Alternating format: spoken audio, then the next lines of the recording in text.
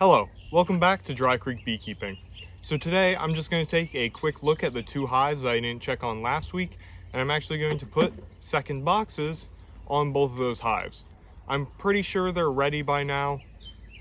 From the way it looked for that other hive last week, they should be at a point where they need these second boxes. So we're gonna put those on today. All right, and before we begin, let me show you what I have set up for these second boxes. So 6 of these frames have drawn comb and honey on them. The honey is about 30 pounds worth, I would say.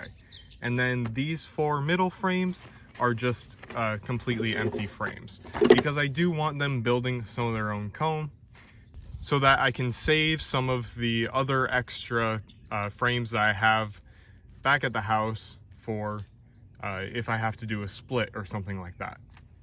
All right, we're gonna start out with this hive here. And look at that, they've drank a little bit more than half of the sugar water that I gave them. So that's looking good.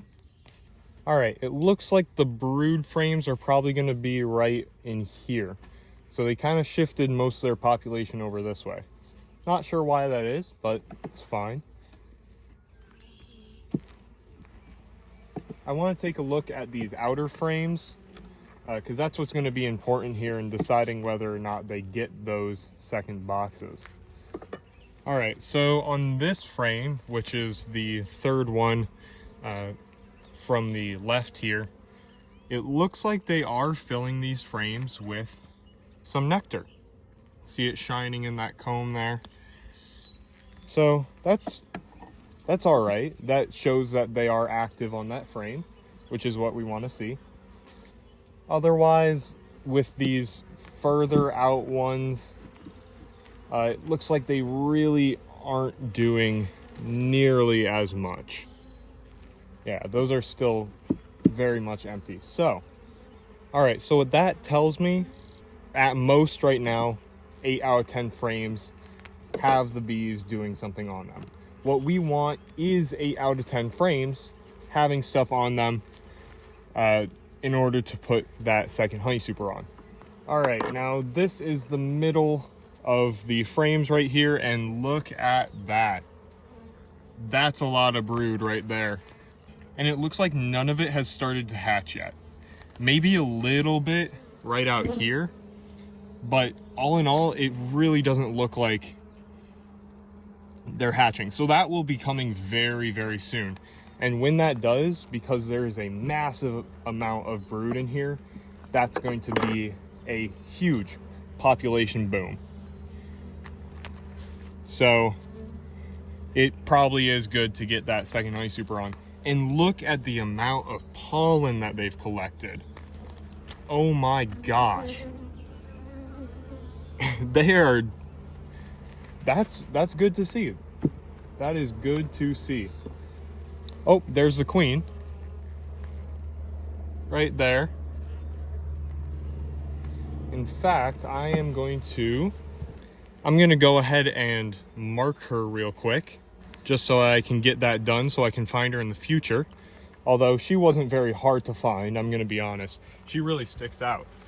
So, I'm just going to mark her. I don't really care too much about the color, so I'm just doing it with a little white dot. It really sticks out against her very dark coloration there. Now I'm gonna let that dry for a few seconds so that the bees don't just immediately scrape it off. But yeah, it looks like 8 out of 10 frames have something going on them. So that is great to see, and it tells me that they're pretty much ready for a second box right now, but they will definitely be in a week or two when all that brood hatches. And that's the benefit of putting in frames that already have comb built on them. The bees just grow way, way faster.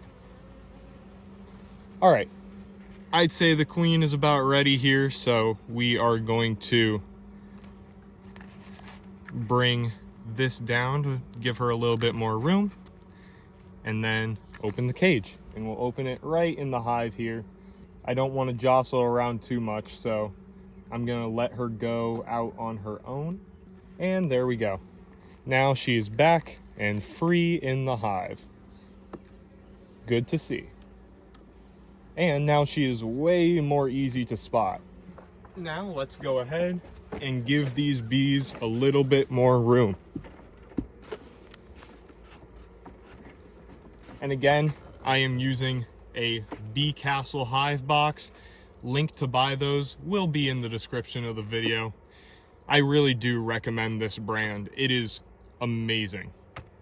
And to top this off, I am putting the jar feeder back on the very top because bees can never have enough food. I'll only take this off once they are ready to have a honey super on, in which case I don't want that the honey in the honey super to be tainted by just regular old sugar water. Somebody in the comments of a couple videos ago said that this hive should be named the Trusty Hive. And honestly, I kind of like the name. So this hive right here from now on is going to be known as the Trusty Hive. Oh, wow. All right, this hive is going to need some more sugar water soon. They have drank most of that. That's pretty good to see. All right, so on this very edge frame, they do have some good pollen and nectar stores going. Again, more terrific pollen stores around the edges here. Ah, shoot. That's why there's so much drone brood.